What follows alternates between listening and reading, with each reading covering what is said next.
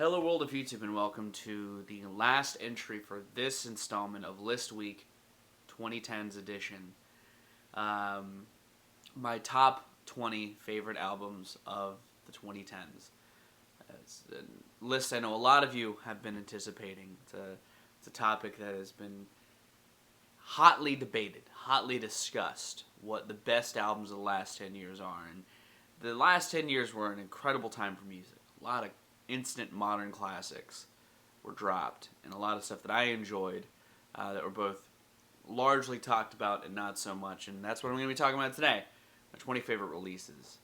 I just want to thank everybody for watching. I want to thank everybody for watching these lists and, giving me your lists. It's been really nice.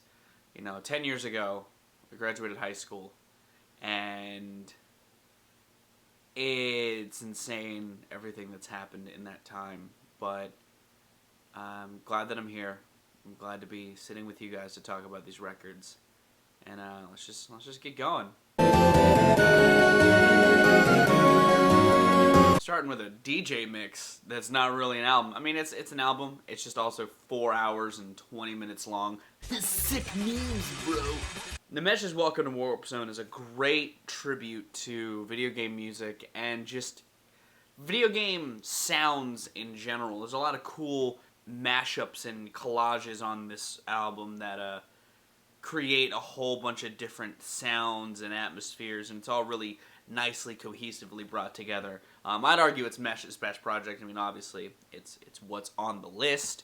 Out of a lot of what came out in 2014, this kind of surpassed a majority of it by being so creative, so unique, and so inventive with what was going on in the scene, and just sort of readapting songs in a way that still hasn't really been done in this way. I think it's incredible what Mesh pulled together on Welcome to Warp Zone.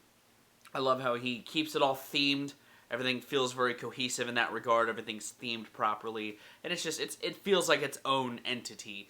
It feels like he made his own game soundtrack out of all these other sounds and songs from games. And it's incredible.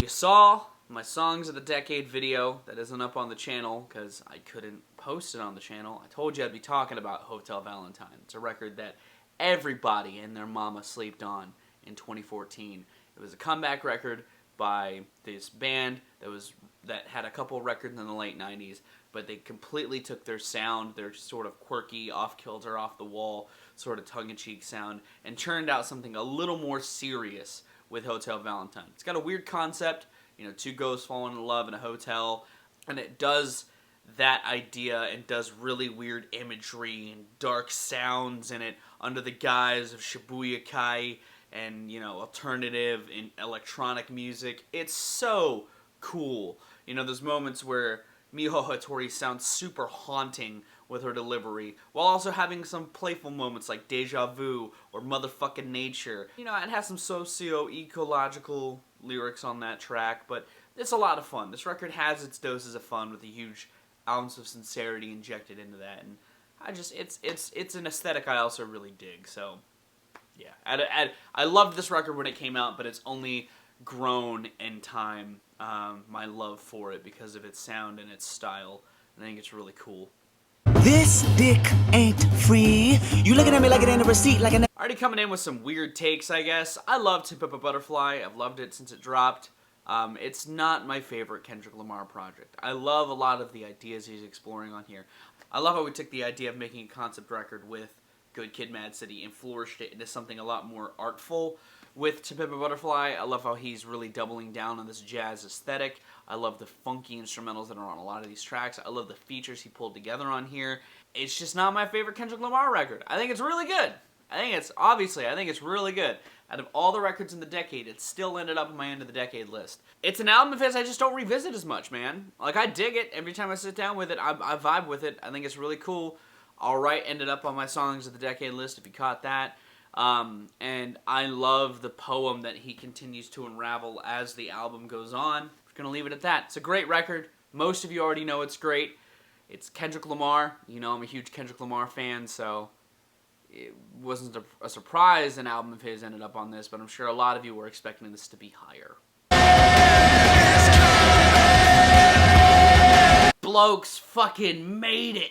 They're so good. I love Idols. I put both of their records as my albums of the year for consecutive years. And Joy is just a nice step above Brutalism in sound and execution, in keeping the subject matter consistent, and it is so much fun. It's a fun, serious punk record. And that's the point, isn't it? You know, the whole album seems like this counterpoint to Brutalism without losing all of those lyrical threads that were cemented in that debut. You know, there's still, like I said, the socio-political stuff. It still talks about being in the shitty time that you're in, but instead of wallowing in your own misery, you instead look at the opposition, you give them the finger, and you spit in their face because you're scum. It is inspiring as much as it is fun, and that is why I love it. What the fuck is you thinking? Better yet, where the fuck is you going? Get that. Again, if you saw my songs of the decade list, Splendor and Misery, a song from there, is my song of the decade. I love the concept of this record. I think it's so weird, and I love the execution of it. It is a tight listening experience. It is vacuum sealed, but it is so very good. I love the atmosphere of this thing. I love how Clipping sort of took their industrial-infused sound and made it fit the aesthetic of the record. David owns every second of this project, whether he's in character or, you know, playing as a sort of narrative piece of the puzzle. It's so very good. You know, I revisited this album a lot when it came out, and I loved it a lot when it came out, but again, my love just grew in intensity as the years went on because its sound is so very cool. It's very niche in a way that I dig. It's up my alley in a big way, and it's fucking Clipping, bitch. This album is pop cocaine. Everything took their sort of burgeoning sound and flourished it into just pure perfection. This album is so interesting. I love a lot of the weird metaphors and imagery the band inject into their lyrics. I love the sounds. It's very vibrant. It's very erratic at times, but it's so harnessed in the best way. I love the hooks on this thing. So many earworms. So many. I put Distant Past on my Songs of the Decade list, but I restrained from putting a couple other tracks on here because this album's deep cuts are also incredibly well done. And the B-sides on here, also fantastic. This whole recording process for the band, I feel like, is them at their peak as far as tightness, as far as songwriting, as far as production is considered. This has the best form of their socio-political stuff, their just very reflective stuff. There's a lot of stuff here where they just get it right. They nail it on the head, and again, it's a record that I cannot put down. It is one of the most addictive experiences I had since it dropped. You know, the only reason why it's not higher is because, I mean, there's some genuinely great albums that I had a hard time arranging, and I felt gutted every time I put this one step lower, but I kept looking at the albums that came out this decade, and I was like, damn, I love this, but not quite as much as... I reviewed this album on the channel at one point, years ago, and I still really love it. I love the progressive electronic landscape that Disasterpiece pulls together. You know, I love a lot of the synth tones on here. I love how he made it so indebted to chiptune in a spacey way. You know, you guys could tell I love Splendor and Misery. I love space. I'm like the Space Core from Portal 2. You know, I love everything space for the most part. Always have. I've always been an astrology kid. And this is just a great sort of pseudo-existential sounding progressive electronic piece of chiptune mastery. You know, you guys also probably know I really love chiptune. I make video game content. Of course I do. And I use one of the songs from this as an outro to my conversation segment. You know, I like the sounds here. I like a lot of the weird polyrhythms that he's playing with. It's a very progressive electronic record. but it's so cool. It's got a lot of really cool moments without being too, out there. It's got some moments where it pulls it together and it gets really catchy as well with the melodies that he puts into this, and it's great. It's the perfect balance of that. It's so good. Well worth your time. If you haven't listened to Rise of the Ascendancy Interstellar, give it a listen. Again, I reviewed it years ago, so if you missed it then, here's your next chance. Get on it.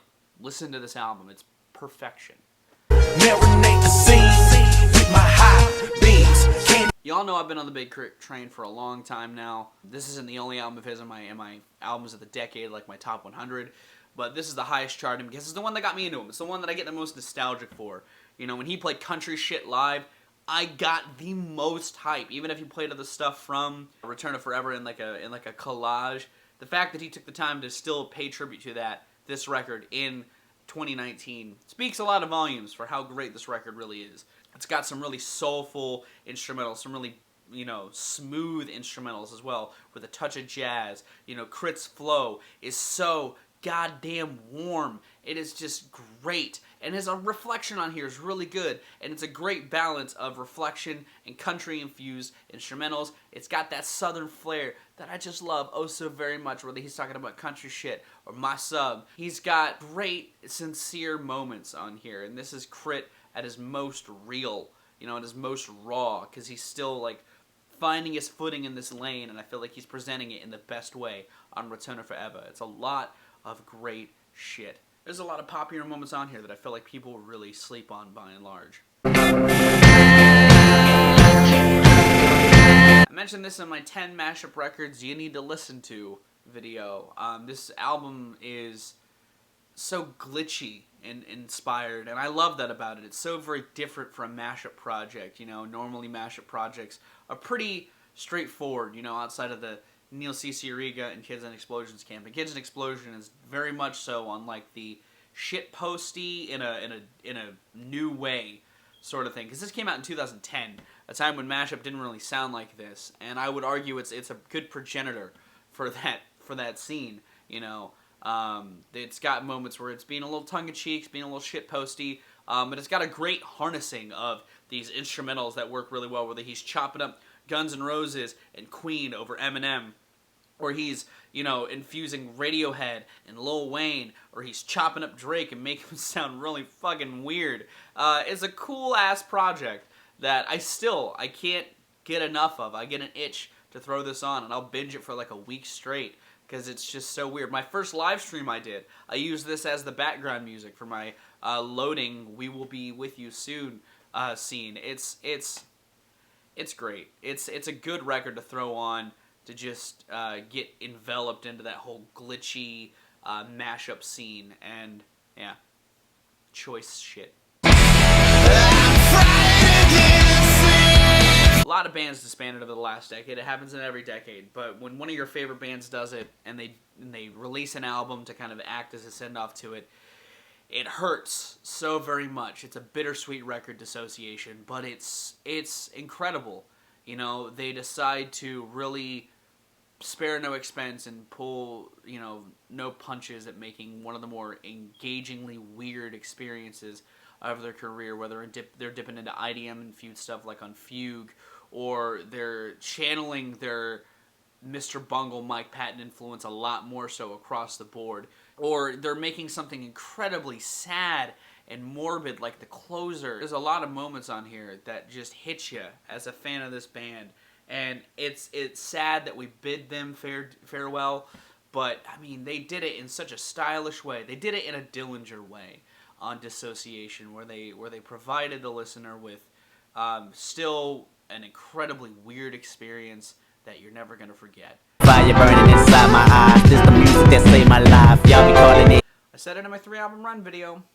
This is the most slept on Kendrick Lamar project. It's aged like fine fucking wine, because its lo-fi instrumentals really still feel, relevant in the soundscapes of the scene. His subject matter is very poignant still today, whether he's talking about addiction, domestic violence, or the racial injustices that still go on. This is very forward-thinking for 2011 hip-hop, but if you'll sit down and revisit it, you'll find a lot of shit that he's speaking on here that he was also speaking on records like Good Kid, Mad City and To Pimp a Butterfly. It just shows that he's always been consistent at delivering a message that is true to his beliefs. And on Section 80, he pulls together some impressive verses, some incredibly well-constructed instrumentals, and still had some great hooks. You know, ADHD, No Makeup. You know, there's a handful of tracks on here that have great hooks that you could, you know, sing along to, and it's got that classic Kendrick sound that people came to kind of understand and respect from the following releases, but in such a perfect genesis. Still a fucking classic, and again, slept on by and large by a lot of people because his following 2 records were so colossal in the scene. Yeah, it's still good. I'll revisit the Money Store because I get nostalgic for this record, man. 2012 feels like such a distant memory, and the Money Store just gets it. You know, Hacker, again, was on my songs of the decade. This thing, at its core, I mean, it still feels so different from a lot of what Death Grips has done, especially now that they've gone so far away from this in their discography. They knew what they were doing when they made this record and they were name-dropping Gaga on Hacker. Like, this is definitely their catchiest release. It is their most accessible release. That being said, it's still a Death Grips project. So it's still noisy, it's still visceral, it's still angry. It's just got moments of subdued, you know, delivery from Ride, more so than on most of their projects, like on Get God or Double Helix. You know, there's a lot of incredible insanity, and again, the group is firing on every possible perfect cylinder they could, but it is that good, guys. Like, it really is that fucking good. I mean, the Money Store, there's a reason why a lot of people, you know, think it's a modern classic in this, because it is. Maybe shocking that it's at number 9, but I just like these 8 records more, personally. 15 minutes of free. Like Algiers. I thought Algiers was on some new shit.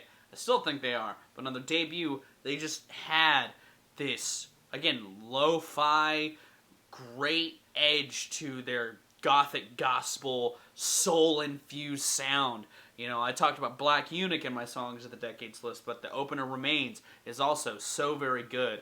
You know, the moments where they strip back a lot of the stomps and claps that infuse a lot of this record and inject some synthetic production works like a fucking glove. Like, they meld so many different sounds on this project, but they all fit together so perfectly in this harmonious marriage that I still think, again, people kind of sleep on. Like, Underside of Power blew up, and the new record getting kind of misreception, but their debut was so very good. It still had that socio-political edge, still had a lot of passion, and it had a lot of fire in the heart. You know, it's a little foreboding at points because of how, you know, doomy and gloomy some of the sounds are on here. But it works. It works so very well. And I think that I like the Underside of Power. It's also on my top 100. But man, this debut just fucking nailed it on the head. It was my album of the year last year. It's still just this incredibly heartfelt, gut-wrenching experience full of harsh noise and lots of injections of classical music.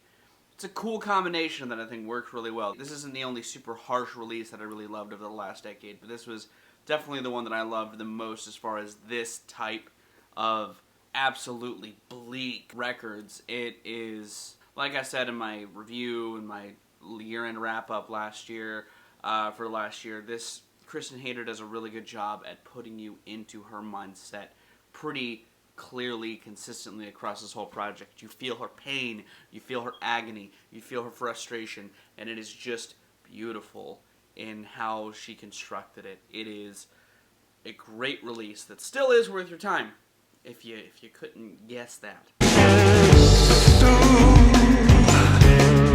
Hindsight wasn't needed to make this record even more poignant and bleak, given that Bowie passed shortly after its release. David Bowie confronted his own mortality in the purest way. There was a lot of true acceptance in this project, and it showed that even near the end of his life, David Bowie was able to be forward-thinking and artful and abstract in his own ways. The title track alone has so many movements and sweeping sequences that are just touching.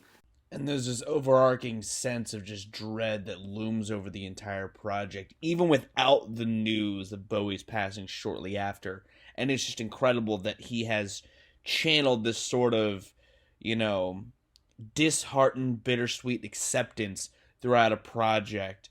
And his age, while it shows in some of the lyrics, it does not show in his charisma. And that is a testament to Bowie's talents. It is one last classic from one of the biggest icons music has ever churned out. Rest in peace, David Bowie, and thank you for Black Star.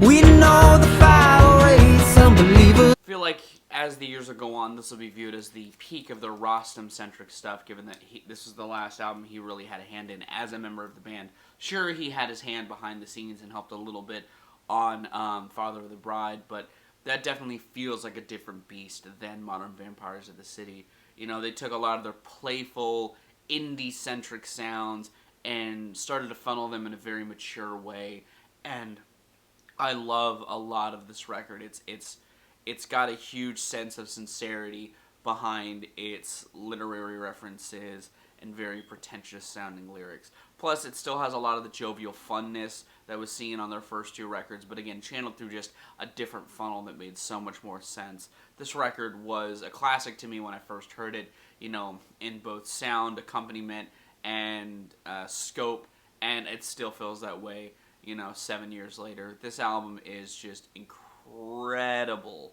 at making you feel reflective as the album is aiming to be. It's good at that. There's a huge sense of coming of age to a lot of this record, the tail end of it. While Vampire Weekend's beginnings were very jovial and youthful, this was definitely a point where they sort of pivoted their shift in a way that I felt like was necessary to their discography and their growth as a band. Dillinger Escape Plan's Opposite Paralysis sees them sort of course-correcting after some of the more catchier moments of Ironworks, but not losing them, instead harnessing them and sprinkling them abound a record that has a lot of the chaos seen on Miss Machine, the first outing with Greg Puciato. In fact, this feels more like a spiritual successor to that record, but it is so fucking incredible.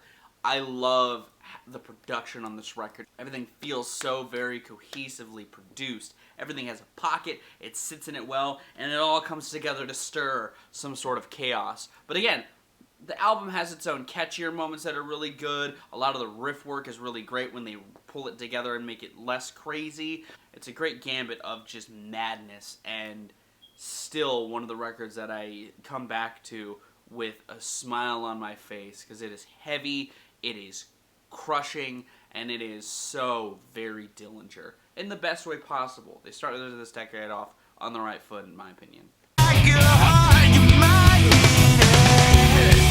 This could have been a colossal failure. It was Deftones' first record without Chi Chang, and instead of really expanding on instead of continuing down the path that Saturday Night Wrist may have set them on, it instead aims farther down the road with huge, meaty riffs, some razor-sharp guitar lines, and some incredible vocals from Chino Moreno. The synths are still a huge prominence on a handful of cuts here, and when they decide to pull it back and get ethereal, they really still aim for the rafters in that sense, but there is a huge sense of heaviness that wasn't necessarily missing from Saturday Night Wrist, but feels a lot heavier than that record was aiming for. It's a Deftones project that I would put pretty up there as one of my favorites, because I love a lot of the songwriting here. I love the hooks that they spin into these heavier songs, and I love the riff work on here. The riff work on a lot of these songs just feels so meaty in the right way possible. It is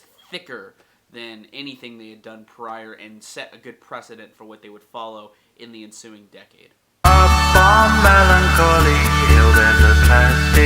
So I talked about this album in my 3 album runs video, and I do fucking adore this goddamn record. It is such a great change of pace for the Gorillaz. While they had, again, musings of synthetics and less hip-hop-centric sounds on all of their records prior, this feels the most huge in scope, you know, where the Gorillaz take a lot of different ideas and throw them at the board and see what sticks. A lot of what's here sticks, even though it is in a completely different realm. You know, they're not only tying into these synthetically driven tones, they're bringing together guests that wouldn't normally collaborate together necessarily and making them meld together like glue. They're creating this scope not only with huge lush synths and incredible drops, but grand orchestras. There's just a lot here that is so incredibly well done, with this ecological twist on a lot of the lyrics and imagery on here. It is well harnessed. You know, they harnessed all of these ideas so perfectly on here, and you know, it's catchy when it needs to be. It is so very beautiful in a lot of aspects sonically, and I love this record. It's fucking tits. It's so very good.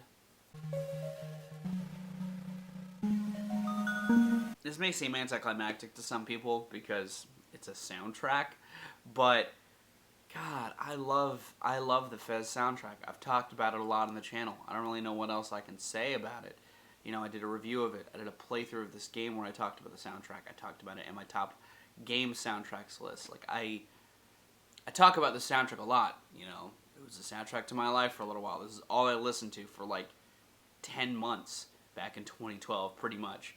Like, I would throw this thing on front to back pretty much every single day. And I still did, even after that huge period. I still do. You know, I think that it's just an incredible, lush soundscape.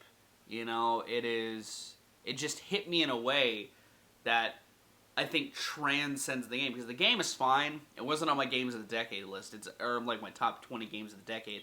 It was in my top 100 because the game is still good, but the soundtrack is so much better than the game. You know, I love a lot of I use it in all of my videos. Like, this soundtrack is in most of my videos, you know, as background accompaniment. You know, I use this soundtrack so very much because it hit me right here. And that's the one thing I could say about it that I don't think I've said yet. It resonated with me in a way that I still have yet to see matched in a contemporary sense. And that's why it's my album of the decade. Again, very underwhelming, I'm sure, for some people, because it's a game soundtrack. You can call Plastic Beach my album of the decade if you don't want to call Fez. But Fez is my album of the decade. It's the thing I've spun definitely the most, and continues to be something that I love to hear, I love to utilize in my own personal life, and just bask in. It's beautiful. That was my list.